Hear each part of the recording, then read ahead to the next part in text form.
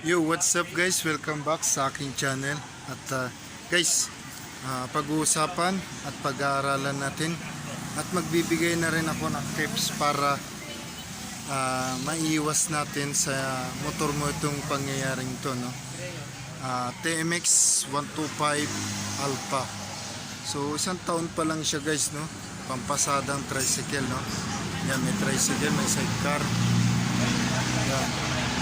So ano nga ba yung naging problema guys? Ang naging problema guys, sabi nga nung may-ari, stator daw. Pero nung tinignan ko yung kanyang spark plug,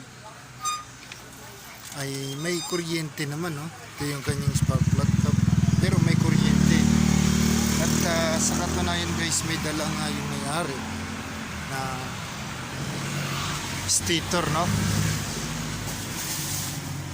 Okay, may dala yung may-ari na stator. Yan, stator yan guys. Yan. So may dala talaga siyang stator kasi sa isip niya ay kuryente kasi nga yung motor tumirik at hindi na umaandar, no? Hindi na umaandar guys. Ang ginawa ko guys para sabi kasi niya stator, tapos sabi ko mas maganda kung i-check up muna siya, no? Paano ko sa check up? Pag susi ko, yan, may power, ibig sabihin malakas yung kanyang battery. Yan. Wala siyang busina, no? Pero malakas yung kanyang yan. Malakas yung kanyang battery. Tapos sunod na tinignan ko, pinopostart ko siya, tapos tinignan ko naman yung kuryente. So may kuryente siya guys. Paano ba natin papakita yung ganyang kuryente? Wala akong tagahawak. So yun guys, basta may kuryente siya, no? At nasabihin ko na lang kung ano yung paraan na aking ginawa. Next guys, nung pagtingin ko sa spark plug cap niya ay may kuryente, no? So ano yung una kong ginawa? Next ko guys, hindi ko ginamit yung push button niya. Ginawa ko, kickstart ko naman siya. Pag kickstart ko guys, pag tadyak ko, malambot yung kanyang kickstart. Dahil TMX to, dapat medyo mabigat yung kanyang kickstart. Pero sabi ng may-ari, malambot talaga siya. Pero ang sabi ko guys, hindi ganun, no? Pag tadyak ko, para ka lang tumatadyak sa hangin, no? Ganun yung kanyang ganun yung loss compression guys, no? At para naman mapatunayan ko guys na loss compression nga yung motor, so ang ginawa ko guys, ito hindi ko ina-advise sa inyo to guys, ha. Ang ginawa ko guys, tinanggal ko yung spark plug cap, ay yung spark plug, tinanggal ko, tapos nilagyan ko ng langis, no? So pwede ito sa mga ganitong nakatayo yung kanyang block, no? Cylinder head, no? Yung ganyang head nakatayo. So pag nilagyan natin ng langis yan guys, ang mangyayari, mababarahan, matatakpan niya yung barbulang nakangiti, no? Yung singaw, kumbaga, yung singaw, mababarahan ng langis. So pag tinadyakan mo yan, pag kinikstart mo, bibigat yan kasi nga natakpan yung kanyang singaw. At aandar yan guys. Ito napaandar ko. Kaya lang, dahil nilagyan natin siya ng langis dito sa loob ng spark plug, ay magkakaroon yan guys ng usok. Pag umandar, uusok yung kanyang tambutso. At talagang makapal na usok. Pero sigurado ako guys na aandar siya, no? Yung guys, ginawa ko yun para patunayan lamang sa may-ari na ang kanyang motor ay loss compression. Talagang umandar tong motor guys. Pero sabi ko sa kanya, pag natuyo yung langis, babalik at babalik sa dati. So ang sagot niya guys, i-condition na lang. So doon natin na kuha yung loob ng customer at napatunayan natin na ito ay loss compression talaga. So yun ang gagawin natin guys, at mamaya ipapakita ko sa inyo, babaklasin ko muna yung kanyang cylinder head, at maraming dapat baklasin tambutso. Binaklas ko na yung ganyang bracket. Yan. So marami, no, pati yung carb nya. Yan, babaklasin natin. So antabayanan lang guys, tuloy-tuloy lang tayo. So yan guys, nabaklas ko na yung kanyang cylinder head, no. At sa aking palagay, hindi naman baluktot yung kanyang barbula, pero ang naging problema niya guys ay yung carbon, no? Yung kapal ng carbon niya natitipak na siya namang kumakalang. Yan. Na siya namang kumakalang dito sa labi nito, no? Yung pagkakalapat ng barbula, yan. Napakadumi, no? Ang kapal ng kanyang carbon, sobra. So yan yung naging problema, yung kanyang carbon, kaya siya nag-loss compression. So ang gagawin lang natin guys, wala nang masyadong gagastusin. Ang tanging pwedeng gawin lang ay linisin, no? Linisin yung mga nakakapit na carbon, kasi grabe nga, grabe yung carbon niya, para hindi na ito maulit pa uli, no?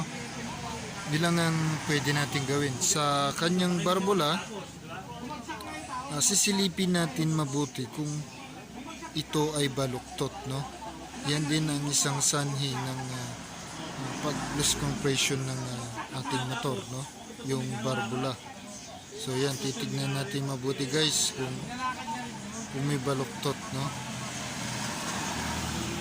Yan. So do-double check ko na lang siya mamaya. So yan lang yung naging dahilan guys, kung bakit siya tumirik, kung bakit siya na loss compression, ay yung mga carbon lang yung naging dahilan niya, no?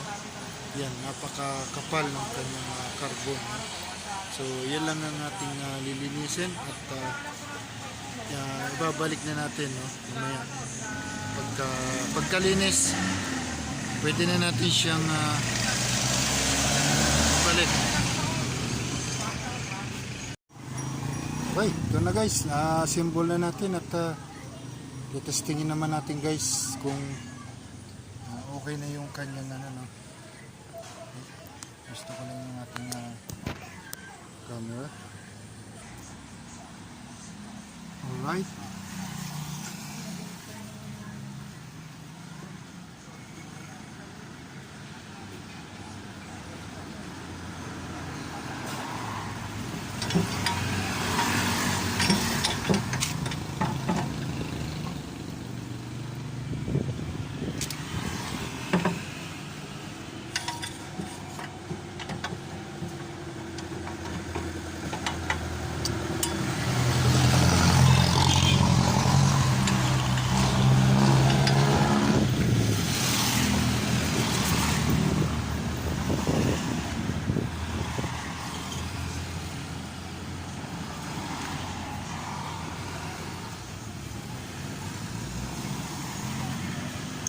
Guys, check ko lang muna kung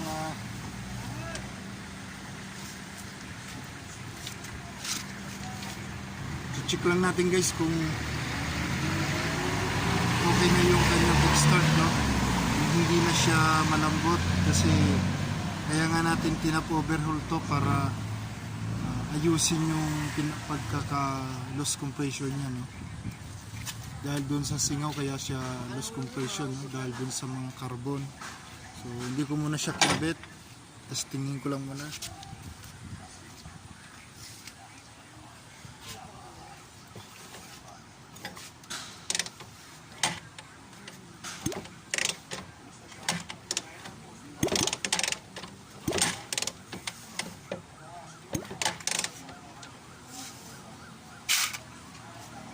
So yun, maganda na yung kanyang kickstart, matigas na.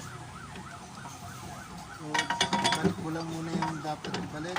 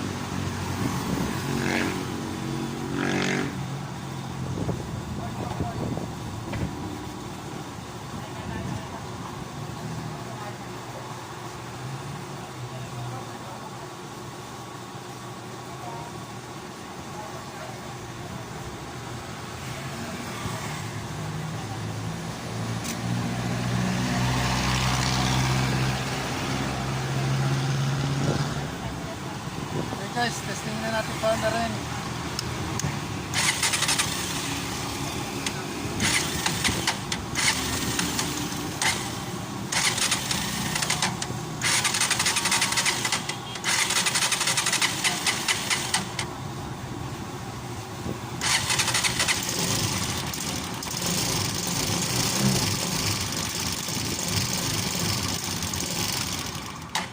Tumagis si langis.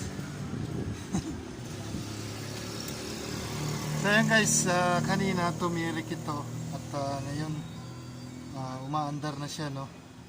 Yan, kitang-kita naman, tumapon na yung langis niya.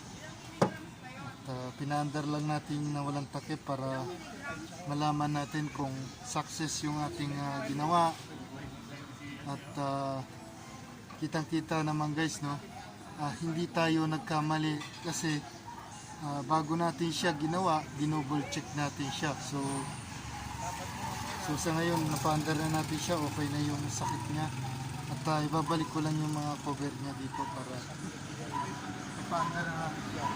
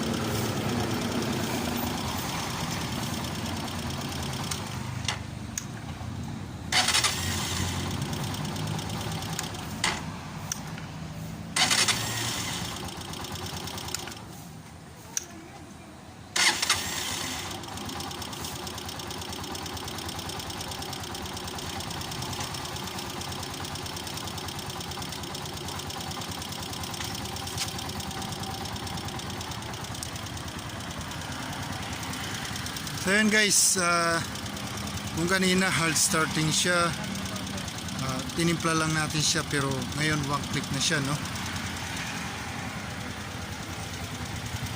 Yan, kita nyo maandar, pero naririnig nyo guys, medyo mataas yung aking valve clearance, kaya may lagitik, no?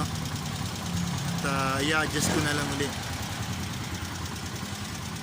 Okay, testingin natin ulit.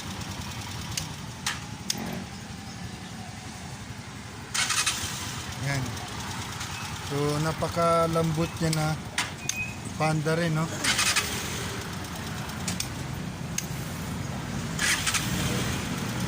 Alright. So ganun lang ka simple guys, no? Paalala natin,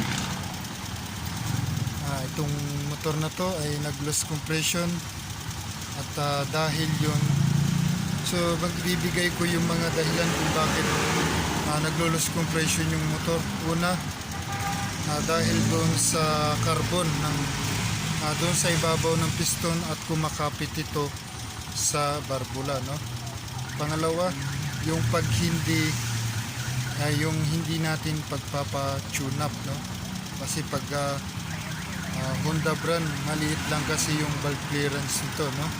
At kung mapalakihan mo lang siyang konti, gaya niyan, medyo may lagitek.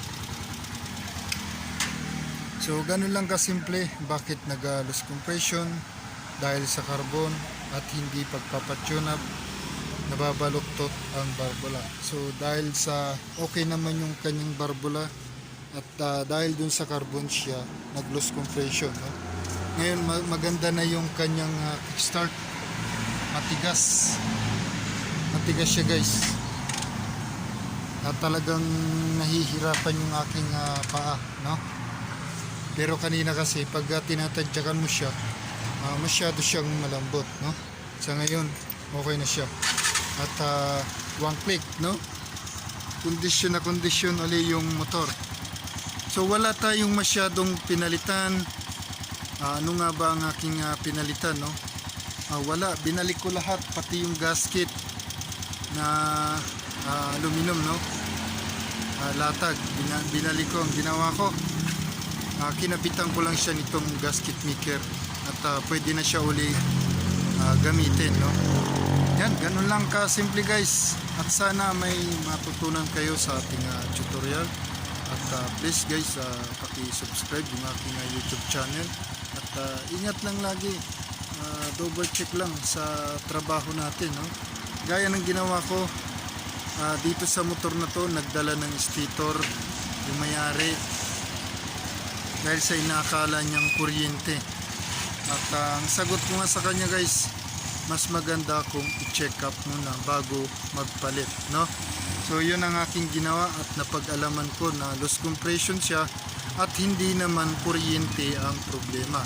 So dahil one click na tong motor na to, na-resolve na natin yung pinaka problema ng motor na to, no? At siyempre guys, shoutout na rin sa may-ari. Yan, sa iyo boss, maraming salamat sa tiwala. Maraming salamat sa tiwala. Okay talaga. Yan, so guys, testingin natin kung one click na siya. Okay, ganun lang kasimple guys. So, napaka dali lang. Yan. So guys, maraming salamat, at ingat sa pag-wirings o pag-mechanic. Alright.